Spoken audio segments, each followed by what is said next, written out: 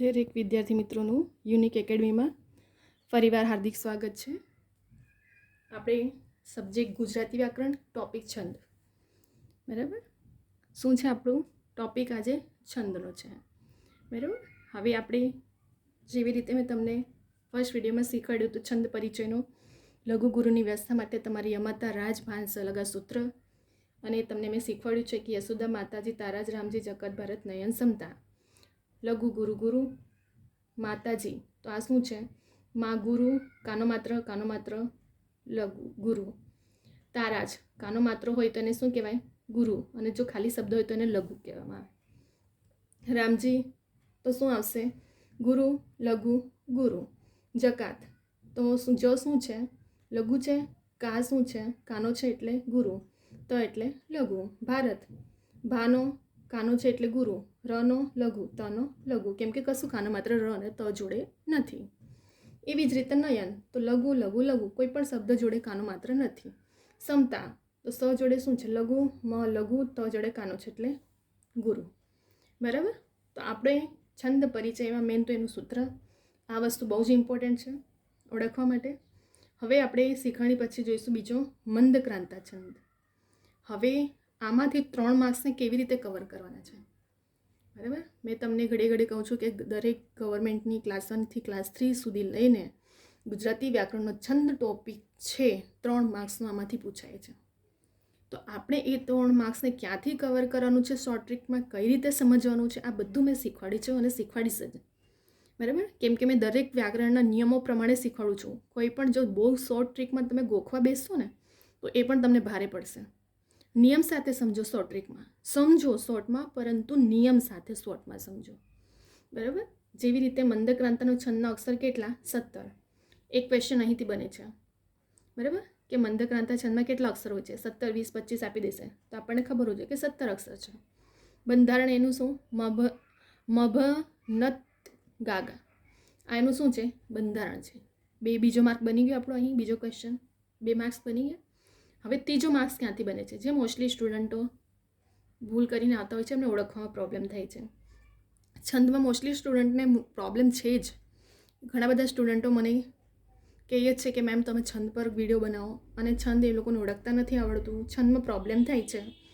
બરાબર, એટલા માટે જ હું હવે છંદના ટોપિક પર બનાવ્યું છે. અહીં એક એક્ઝામ્પલ જોઈએ. હા પસ્તાવો વિપુલ ઝરણું સ્વર્ગથી ઉતર્યું.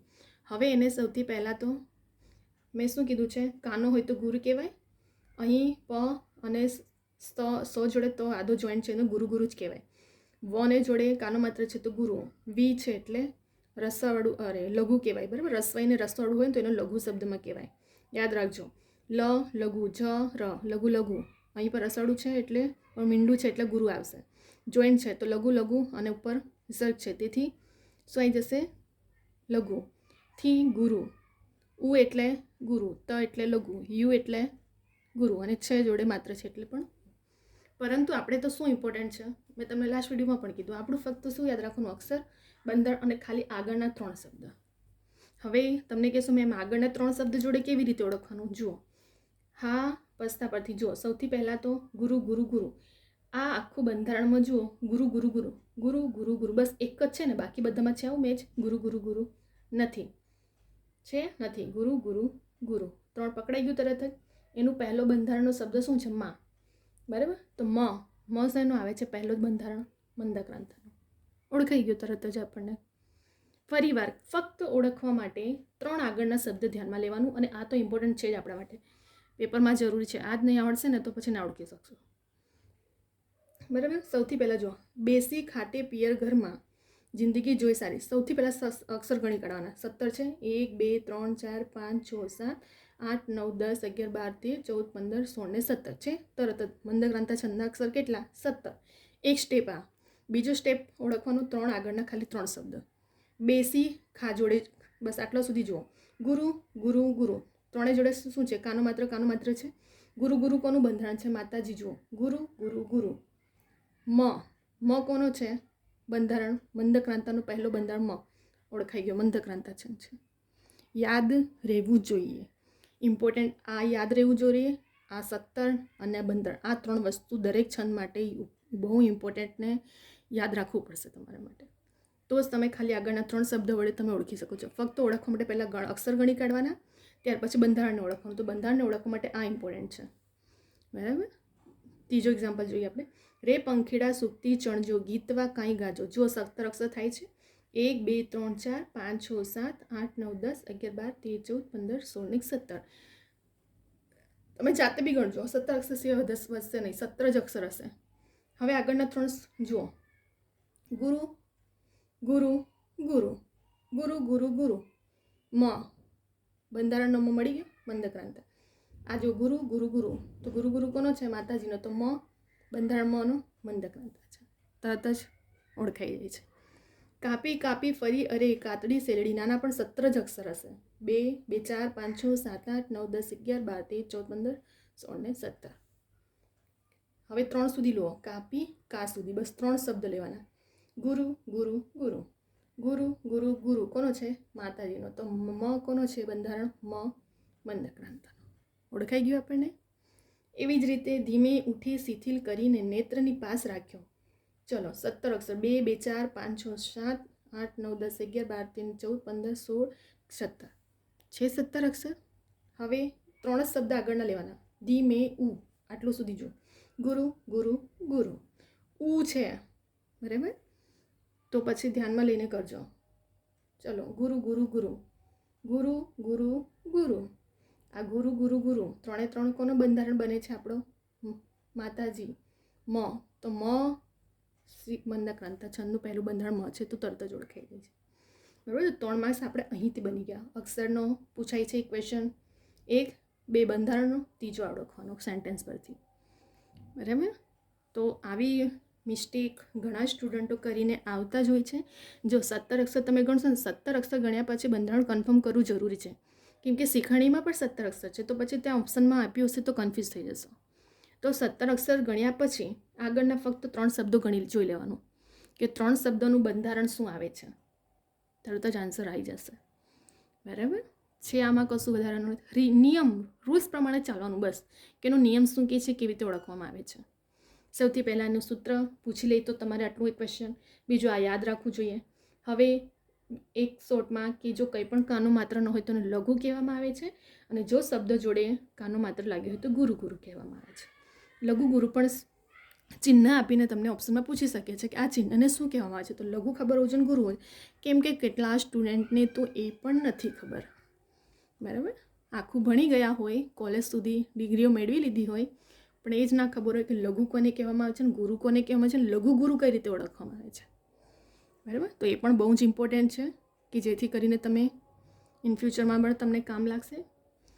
હવે બીજું એક મંદક્રાંતા છંદ, એના 17 અક્ષર અને બંધારણ મબનત કાકા છે.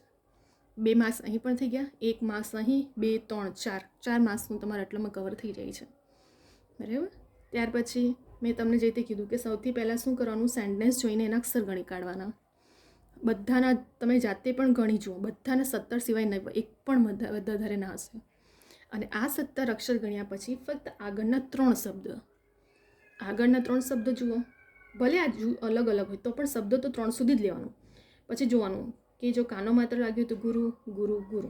હવે આ જો આમાંથી કોઈ પણ ગુરુ ગુરુ ગુરુ, ખાલી માતાજીવાળા સેન્ટેન્સ સિવાય એક બી સેમ છે, 3 બધું જ અલગ હશે. તો આ જે ગુરુ ગુરુ મળ્યો આપણને પહેલો 3, એ માતાજીનો છે. તો મ બંધારણ કોનો છે? પહેલો મંદક્રાંતાનો છે. તમને ખબર હોવું જોઈએ કે ત્યાં એક્ઝામમાં કે બંધારણ મંદક્રાંતાનો બંધારણ મબનત કાકા છે. તો તમે આ 3 અક્ષરને તરત જ ઓળખશો. બરાબર. તો આવી રીતે આપણા છંદને ઓળખાણ કરવામાં આવે છે, શીખવવામાં આવે છે અને શીખવામાં આવે છે. બરાબર. તો આપણે ઘણા બધા હવે કન્ટિન્યુ ટોપિક બીજા પણ છંદના પ્રકારો જોઈશું. છંદને કેવી રીતે ઓળખવામાં આવે છે, એના અક્ષર બહુ ઇમ્પોર્ટન્ટ છે, એના બંધારણ બહુ, અને બીજું ઓળખવાની રીત. આ તમારા 4 માર્ક્સ અહીં કવર થઈ ગયા. અને મોસ્ટલી સ્ટુડન્ટના માર્ક્સ જે જાય છે ને છંદમાં જતા હોય છે. હું ઘડીએ રિપીટ કરું છું કે બહુ છે ને લાઇટલી લઈને જે અમુક સ્ટુડન્ટનું હોય છે, છંદ જવા દો ને વધે, આપણે 2-3 માર્ક્સથી શું થઈ જવાનું છે, પણ 1 માર્ક્સ પણ મેરિટમાં આવવા માટે છે ને બહુ ઇમ્પોર્ટન્ટ. જે સ્ટુડન્ટ 0.10 0.20થી રહેતા હોય ને એમને પૂછો કે આ એક છંદનું માર્ક્સ કેટલું ઇમ્પોર્ટન્ટ હશે એ ટાઈમે. પણ એ છે ને જ્યારે રિઝલ્ટ આવે ને ત્યારે પછી રિયલાઇઝ થાય આપણને બરાબર. જે ઓલ્ડ સ્ટુડન્ટને એમ છે, એનો એક્સપિરિયન્સ છે, જે ન્યૂ સ્ટુડન્ટ છે એમને હજી ખબર નથી. બરાબર. કેમ કે તમારું કેવી રીતે માર્ક્સ કાઉન્ટિંગ થાય, તમારા જેટલા માર્ક્સ આવ્યા હોય છે ને, સાચા પડ્યા હોય છે, એમાંથી તમારા જેટલા રોંગ પડે ને એટલા માઇનસ કરવામાં આવે. તો તમને આ બધા રૂલ્સ અમુક ન્યૂ સ્ટુડન્ટને ખબર પણ ન હશે કે નેગેટિવ માર્કિંગ કેવી રીતે થાય છે. બરાબર. તો એક્ઝામમાં એવી રીતે પ્રિપરેશન કરો જેથી કરીને તમે માર્ક્સ પણ ના જાય. શોર્ટમાં નિયમ પ્રમાણે ઓથેન્ટિક બુક આપણી ગવર્મેન્ટની જે છે પબ્લિશ થાય છે એના પ્રમાણે નિયમ પ્રમાણે કઈ રીતે વ્યાકરણ કમ્પ્લીટ કરવામાં આવે છે. બરાબર. આટલું ડીપમાં તમને કોઈ નહીં શીખવાડશે. બરાબર.